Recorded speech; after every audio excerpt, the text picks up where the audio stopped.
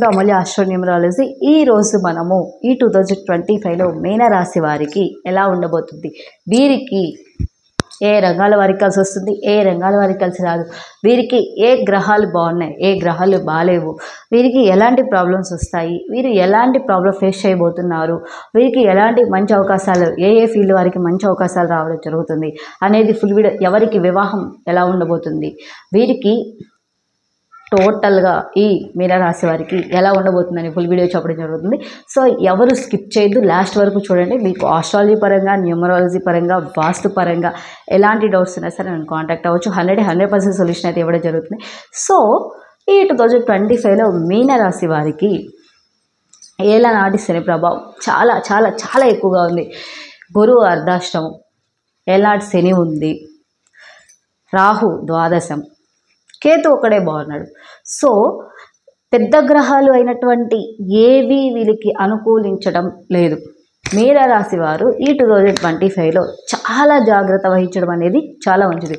వీరు ఏ పని చేస్తున్నా సరే జాగ్రత్త వహించడం అనేది చాలా అంటే చాలా మంచిది.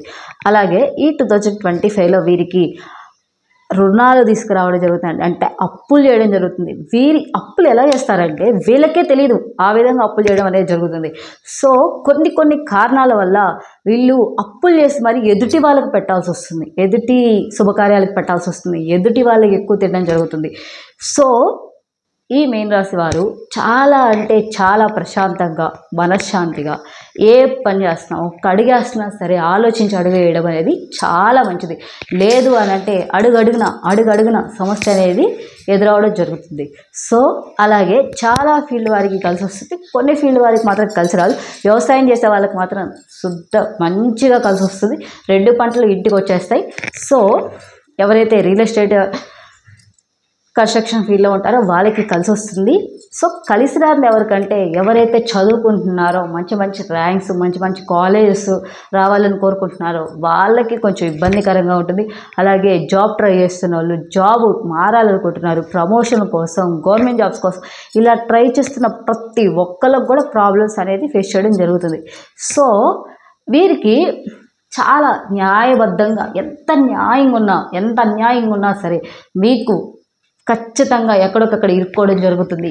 మీరు ఈ సంవత్సరం 2025లో చాలా జాగ్రత్తగా ఉండండి. కొన్ని విషయాల్లో తల దోచుకుపోవడం అనేది చాలా మంచిది. లేదు అనంటే మనము వెళ్ళేసి కోర్టులు, పోలీస్ స్టేషన్స్ చుట్టూ తిరగాల్సి వస్తుంది. ఈ మీనరాశి వాళ్ళు అన్ని విధాలుగా కూడా వీరికి ఏ గ్రహము అనుకూలించకపోవడం వల్ల వీరు అనే విధాలుగా జాగ్రత్త వహించడం మంచిది. లేదు కొంతమందికి మీనరాశి వారికి బాగానే ఉంటుంది, ఎందుకంటే వాళ్ళ గ్రహచారం ప్రకారం వాళ్ళకి అదృష్టం కొంచెం బాగానే ఉంటుంది, వాళ్ళకి కొంచెం మంచిగానే జరుగుతుంది. సో ఎంత ఉన్నా ఎలాంటి శని ప్రభావాన్ని ఇచ్చి తప్పించుకోలేరు కాబట్టి కొంచెం జాగ్రత్త వహించడం అనేది మంచిది.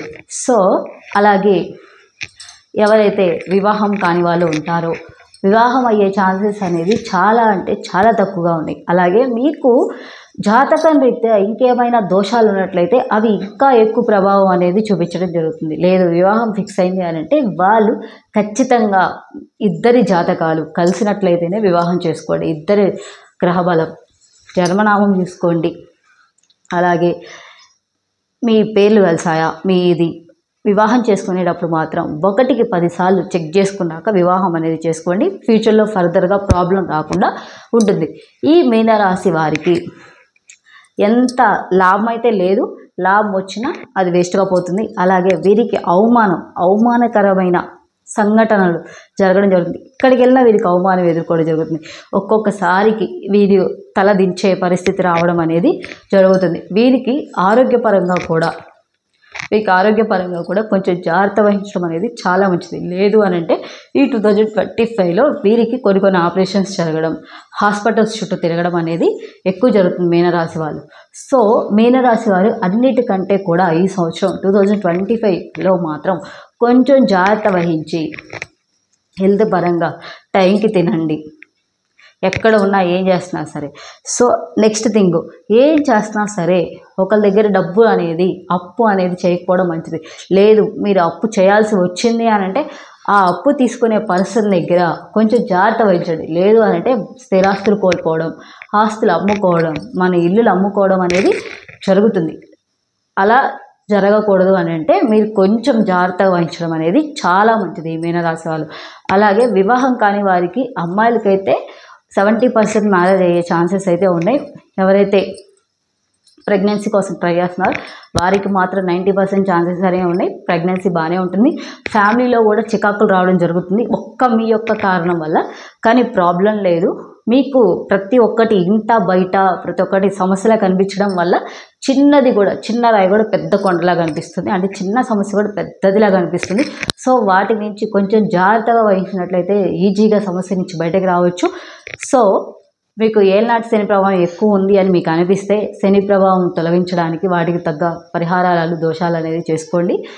దోష నివారణ అనేది చేసుకోండి. మీకు ఆస్ట్రాలజీ పరంగా న్యూమరాలజీ పరంగా వాస్తు పరంగా ఎలాంటి డౌట్స్ ఉన్నా సరే నేను కాంటాక్ట్ అవ్వచ్చు. Subscribe Amulya astro numerology. Like share subscribe. Thank you.